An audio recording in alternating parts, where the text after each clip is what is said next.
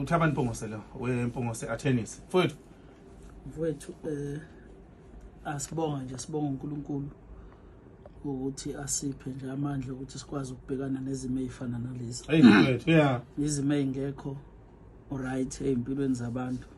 Special abantu mebesuke bengawenza ngamacala. Ungcono umuntu ohlala ejele ahlale asho naye ukuthi hey nami ngamosha lapha. Uyabo.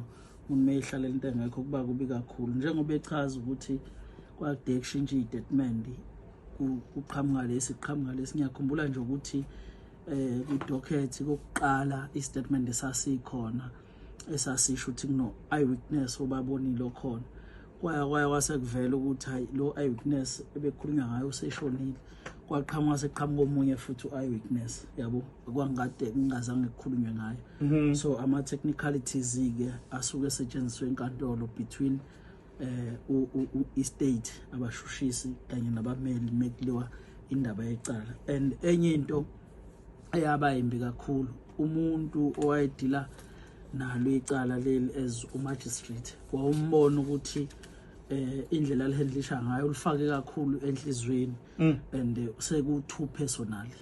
Yabona ngobe ku right mekuthiwa angisho ukuthi ku right ukufaka umuntu kubhlungu yabo kodwa kubalekile ukuthi icala mawudila nalo ubusubheka phela ukuthi okay noma ngabe lowa ufile noma kwenzakaleni but lo la uyathinteka yini neziphi izinto ezimenza ukuthi ukholelwe ekutheni uyathinteka uyabo not ukuthi ubuke lela side lokuthi lo wawulimali kanje then usubuya ngala usune anger ongakazi uyibona uyabo. So ziningi izinto ekutheme ekufike eHigh Court inkantolo yazibheka amajaji ke sehlangene azibheka ukuthi cha la akuhambanga kahle and khona nenye party futhi ehamba ya violate amalungelo abo engeke ngidisclose njengamanje la emsakazweni nokuyiyona futhi eyimbangela yokuthi siqale nendaba ye civic claim.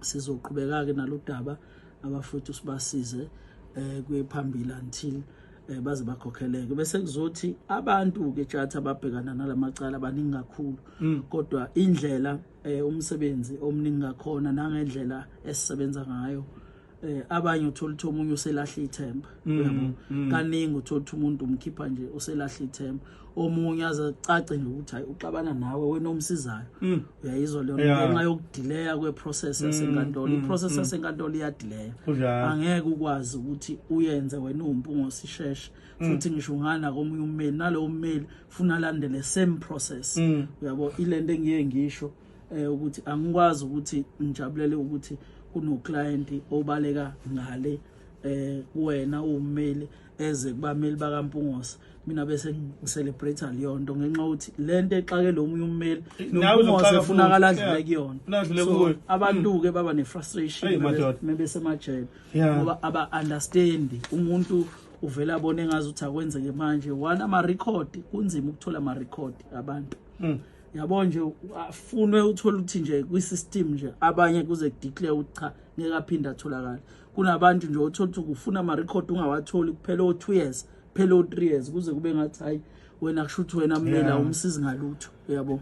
Izimo abantu abasuke bebhekene nazo yabo. No kuyezwakala kakhulu bafethu siyabonga kakhulu nangu ukuthi nje kube impumelelo ukuthi abafethu bagcine bephumile. Utholakala kanjani konje abasebedinga ukuxhumana nawe? No siyatholakala kwi Facebook page lethu